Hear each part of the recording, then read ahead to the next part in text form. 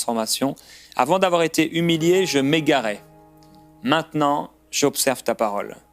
Et encore au verset un peu plus loin, au verset 71, « Il m'est bon d'être humilié afin que j'apprenne tes prescriptions.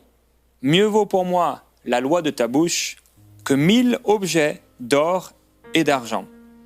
Tes mains m'ont façonné, elles m'ont affermi. Donne-moi l'intelligence pour que j'apprenne tes commandements. » Et un peu plus loin, il dira « Ta loi fait mes délices. » Et je voudrais que ce soit vraiment votre cas, et que ce soit notre cas à tous, que la loi de Dieu fasse notre délice.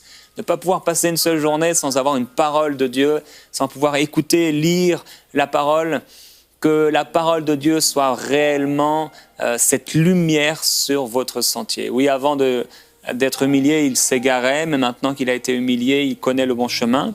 Et avec toi, pasteur, aujourd'hui, on va parler entre autres de la volonté de Dieu, comment la connaître et faire la volonté de Dieu, comment ce processus, le travail de Dieu en nous. Alors Dieu nous prend de l'état brut et il nous amène jusqu'à une complète, parfaite finition. Parfaite finition. Vous allez voir avec moi que lorsque l'argile, par exemple, est extraite, cette argile, au fait, est sale. Cette argile contient en elle beaucoup de cailloux, des pierres, des saletés. Et Dieu ne peut jamais utiliser quelque chose de sale. Dieu n'utilise jamais quelque chose de vil. D'ailleurs, il dit à Jérémie, si tu ne sais pas ce qui est précieux de ce qui est vil, alors tu seras ma bouche. Donc il y a toujours un travail, un processus que Dieu déclenche à partir du moment où tu t'abandonnes entre ses mains. Donc Dieu ne peut pas travailler tant que tu ne t'abandonnes pas.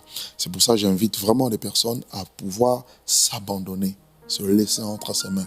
Comme le Paul pouvait le dire, hein, je vous exhorte par les compassions de Dieu à offrir vos corps comme un sacrifice vivant, saint, agréable à Dieu, ce qui sera de votre part un culte raisonnable. Donc quand Dieu te prend, il te prend à l'état brut. C'est-à-dire tu es informe et vite, tu as beaucoup de défauts, tu as beaucoup de tares, tu as beaucoup de manquements. Et lui maintenant, il va commencer un travail de fond. Et je me suis posé la question à savoir, mais comment est-ce que Dieu commence à travailler?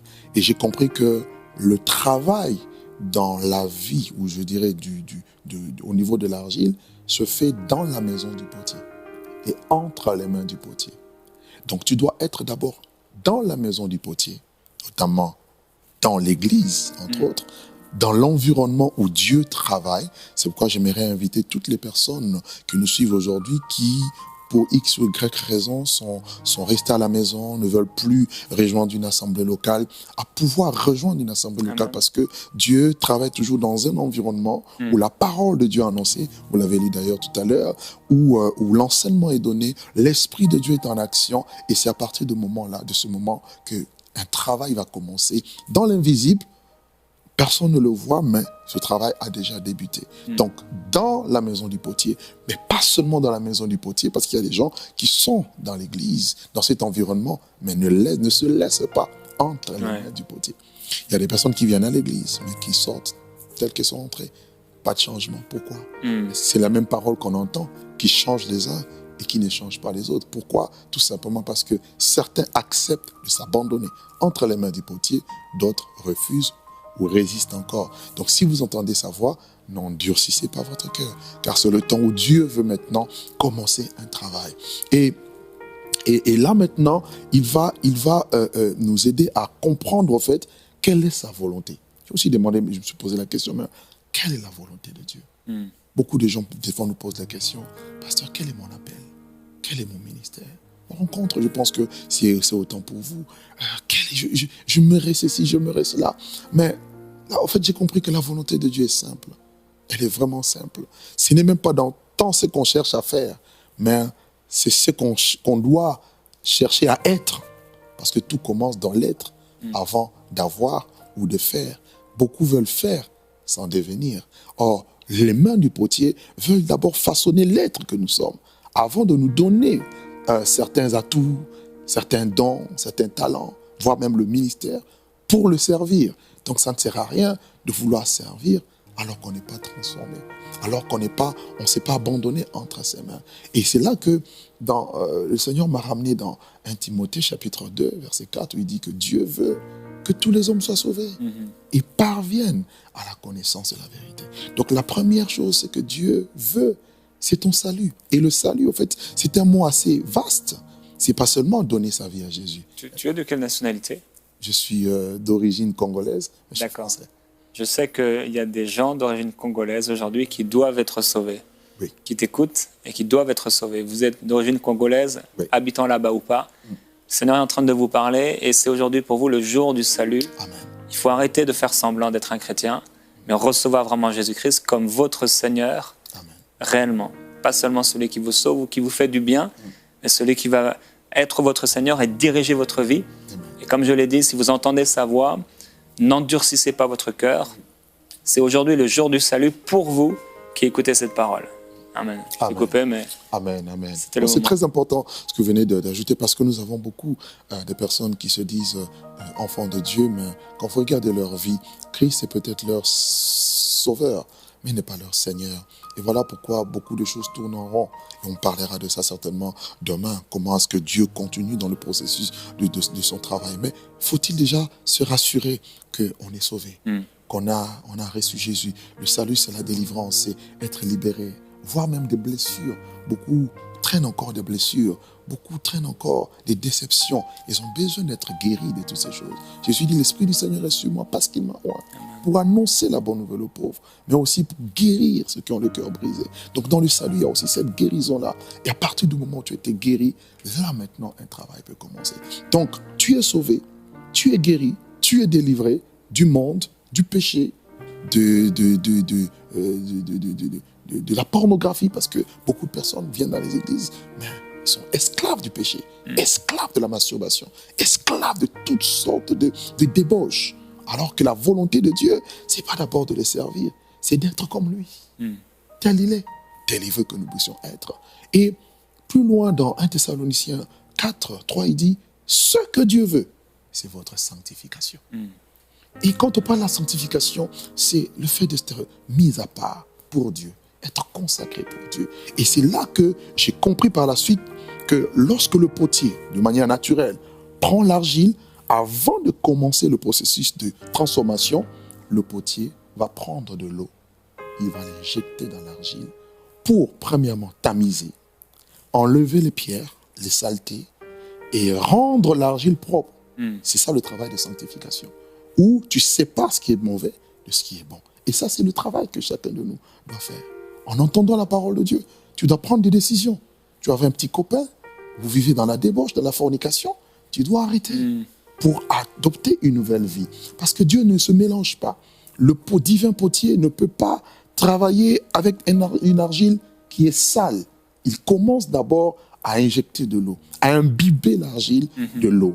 Et c'est là que ça me ramène à quelque chose à un passage très fondamental dans les Écritures que je nous invite à prendre. C'est dans le livre de Ézéchiel au chapitre 36, parce que nous parlons de ce processus.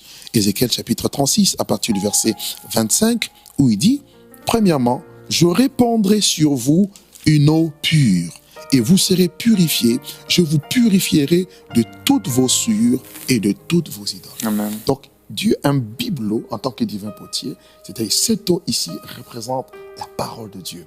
Comme le Seigneur l'a dit, déjà vous êtes purs à cause de la parole que je vous ai annoncée. Cette parole qui nous lave afin de nous présenter comme cette église glorieuse, sainte, sans tache, ni rien de semblable. Donc ça n'a rien à voir avec l'eau naturelle. Il est question de l'eau de la parole. Cette parole qu'on doit aimer, écouter, s'attacher. Et elle a la vertu de nous laver, de nous purifier, notre homme intérieur. Et le changement, d'ailleurs, le pasteur Jérémie, ne commence jamais de l'extérieur. Beaucoup de personnes veulent changer beaucoup de choses, mais partant de l'extérieur. Et ça ne marchera jamais. Vous pouvez laver un cochon, mais le jour où le cochon verra la boue, il retournera à la boue. Dieu ne vient pas nous améliorer dans la nature, il vient changer notre nature. Amen. Nous étions comme des cochons, on aimait la boue, mais il fait de nous des aigles. C'est-à-dire, on ne peut plus être dans une dimension de bassesse, voler à la basse-cour, mais on est dans la cour haute. Donc, il y a un changement radical.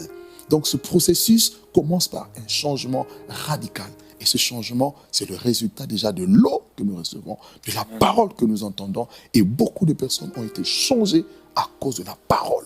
Et la femme samaritaine a dit, venez écouter un homme qui m'a dit tout ce que j'ai fait. Il y a eu un changement radical parce qu'elle a entendu la parole. Beaucoup de religieux ne changent pas. Pourquoi? Parce que la parole ne pénètre pas dans le cœur. Jésus disait, vous nettoyez l'extérieur de la coupe alors que l'intérieur est rempli de saleté, d'impureté. Il dit, nettoyez d'abord l'intérieur, ensuite l'extérieur deviendra net. Donc le processus de Dieu ne commence jamais à l'extérieur. Ne cherche pas à paraître, mais cherche à être. Être comme qui? Être comme Dieu. Parce que tous ceux qui sont comme Dieu vont forcément briller comme il brille. Donc pourquoi chercher à briller alors que le changement n'a pas commencé de l'intérieur? C'est pourquoi il dit, je répandrai une eau pure et vous serez purifiés de toutes vos souillures. Et puis il dit au verset 26, je vous donnerai un cœur nouveau. Je mettrai en vous un esprit nouveau. J'ôterai de votre corps le cœur de pierre et je vous donnerai un cœur de chair, là où je mettrai mon esprit. Donc, deuxième processus, Dieu vient ôter, enlever le cœur de pierre. Cela veut dire que à partir du péché d'Adam et Ève, nous avons été corrompus. Dieu dit qu'il a fait les hommes droits, mais ils ont cherché beaucoup de détours. Maintenant, comment cet homme droit peut-il revenir sur corrompu, tordu, peut-il revenir sur le droit chemin? Ce n'est qu'avec un changement de cœur. Tu ne peux pas être transformé si à l'intérieur il n'y a pas un changement. Quand on parle du cœur, on voit l'homme intérieur. On voit ce que tu es de l'intérieur. Et c'est ça même le but de l'évangile. C'est d'abord de nous toucher. Paul dit c'est une puissance pour le salut de quiconque croit, qui change d'abord le cœur.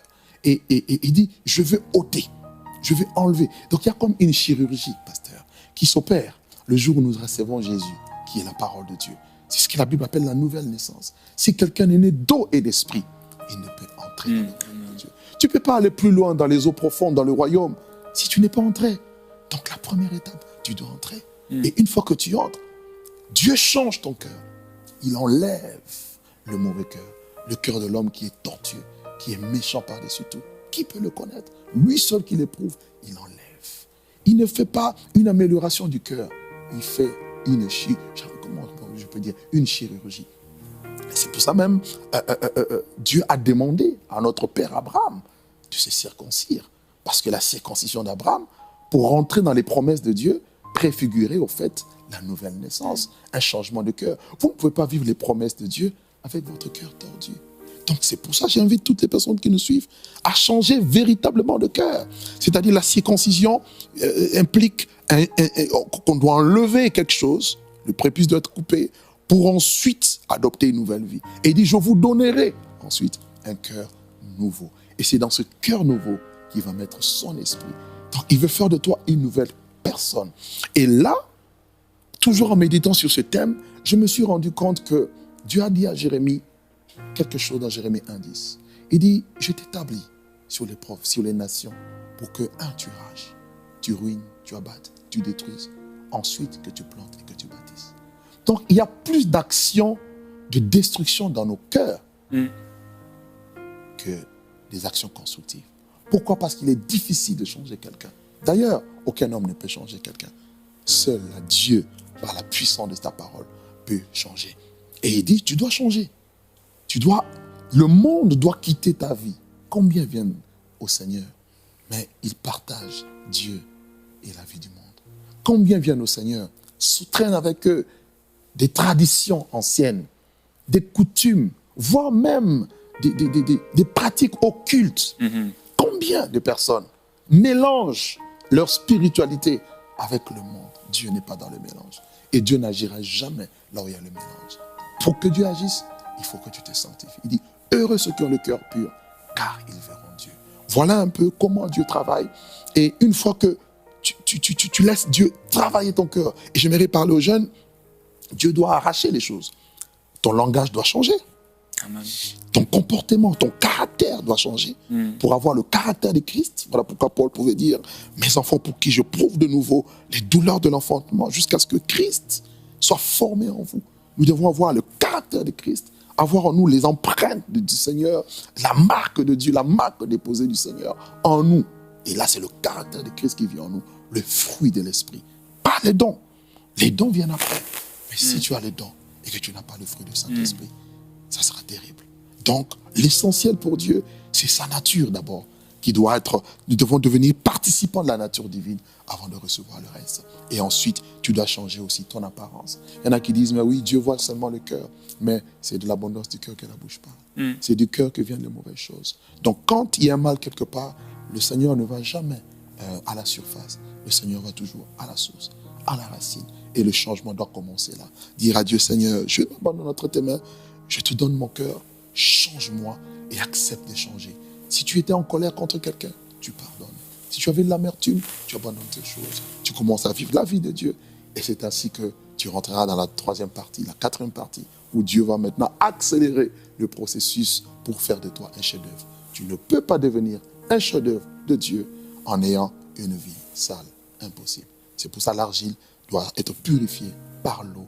Et il doit avoir un changement de l'intérieur vers l'extérieur et non l'inverse. C'est ainsi que l'œuvre de Dieu sera accomplie.